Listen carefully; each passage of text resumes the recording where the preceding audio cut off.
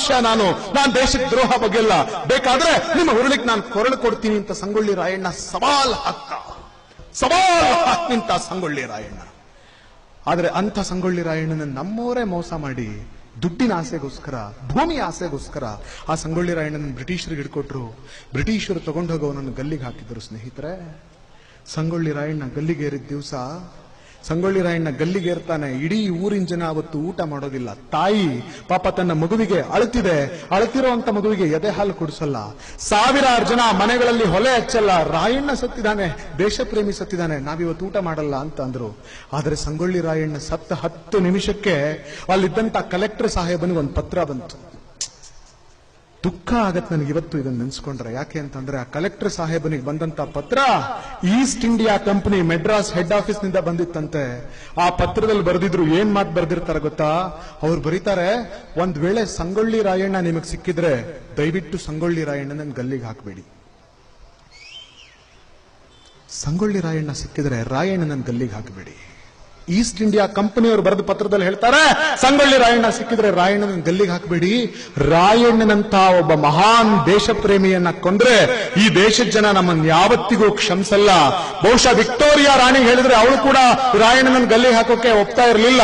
ಆದ್ರೆ ಅವ್ರು ಬರೀತಾರೆ, ರಾಯಣ್ಣನನ್ನ ಗಲ್ಲಿಗೆ ಹಾಕಬೇಡಿ, ರಾಯಣ್ಣನನ್ನ ಅತ್ಯಂತ ಗೌರವದಿಂದ ನೋಡ್ಕೊಳ್ಳಿ, ರಾಯಣ್ಣನನ್ನ ಯಾವ ಕಾರಣಕ್ಕೂ ಕೊಲ್ಲಬೇಡಿ ಅಂತ ಮದ್ರಾಸಿನ ಈಸ್ಟ್ ಇಂಡಿಯಾ ಕಂಪನಿಯ ಹೆಡ್ ಆಫೀಸ್ ಇಂದ ಪತ್ರ ಬಂತು.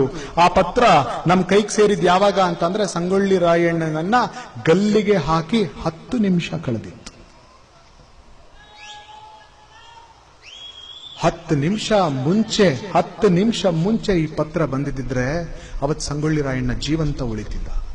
10 ನಿಮಿಷ ಮುಂಚೆ ಈ ಪತ್ರ ಬಂದಿದ್ರೆ ಅವತ್ತು ಸಂಗೊಳ್ಳಿ ರಾಯಣ್ಣನ ಕೀರ್ತಿಯನ್ನ ನೆನೆಸ್ಕೊಂಡು ಇಡೀ ದೇಶದ ಜನ ಉಘೆ ಉಘೆ ಅಂತಿದ್ರು. 10 ನಿಮಿಷ ಪತ್ರ ಮುಂಚೆ ಬಂದಿದ್ರೆ ಸಂಗೊಳ್ಳಿ ರಾಯಣ್ಣ ಈ ದೇಶದೊಳಗಡೆ ಏನ್ ಅದ್ಭುತವನ್ನ ಮಾಡ್ತಿದ್ರೆ ನಾವು ಹೇಳೋದಕ್ಕಾಗ್ತಿರ್ಲಿಲ್ಲ. ಆದ್ರೆ ದೇಶ ಪ್ರೇಮಿಯಾದಂತ ಸಂಗೊಳ್ಳಿ ರಾಯಣ್ಣನನ್ನ ನಾವು ಕಳ್ಕೊಂಡ್ವಿ. ಸ್ನೇಹಿತರೆ, ನಮ್ಮವರೇ ಮಾಡಿದ ಮೋಸದಿಂದ ಈ ದೇಶದಲ್ಲಿ ಇಂಥ ನಮಕ್ ಖರಾಮ್ಗಳಿರ್ತಾರೆ, ಈ ದೇಶದಲ್ಲಿ ಇಂಥ ದೇಶದ್ರೋಹಿಗಳು ಇರ್ತಾರೆ. ಆದ್ರೆ ಈ ದೇಶದ್ರೋಹಿಗಳ ಬಗ್ಗೆ ಎಚ್ಚರಿಕೆ ಇರಿ. ನಮ್ಮ ಉಸಿರು ಸದಾ ಸಂಗೊಳ್ಳಿ ರಾಯಣ್ಣನ ನೆನಪಿನ ಜೊತೆಗೆ ಮಿಡಿಯುವಂತಾಗ್ಲಿ, ಸಂಗೊಳ್ಳಿ ರಾಯಣ್ಣನನ್ನ ನಾವು ಸದಾ ಸ್ಮರಿಸುವಂತಾಗ್ಲಿ. ನಾವು ನಮ್ ಜನ ಸಂಗೊಳ್ಳಿ ರಾಯಣ್ಣನಿಗೆ ಮೋಸ ಮಾಡಿದ್ರು, ಆದ್ರೆ ದೇವರು ಮೋಸ ಮಾಡ್ಲಿಲ್ಲ ರಾಯಣ್ಣನಿಗೆ. ಈ ಮಾತು ಹೇಳಬೇಕಾದ್ರೆ ಹೆಮ್ಮೆ ಆಗತ್ತೆ ನನಗೆ. ಯಾಕೆ ಇಷ್ಟ ಹೆಮ್ಮೆಯಿಂದ ಹೇಳ್ತೀನಿ ಗೊತ್ತಾ? ದೇವರು ರಾಯಣ್ಣನಿಗೆ ಮೋಸ ಮಾಡ್ಲಿಲ್ಲ ಅಂತ ಯಾಕೆ ಹೇಳ್ತೀನಿ ಗೊತ್ತಾ? ಸಂಗೊಳ್ಳಿ ರಾಯಣ್ಣನ ಜೀವನವನ್ನು ತೆಗೆದು ನೋಡಿದ್ರೆ ನಿಮ್ಗೆ ಗೊತ್ತಾಗುತ್ತೆ.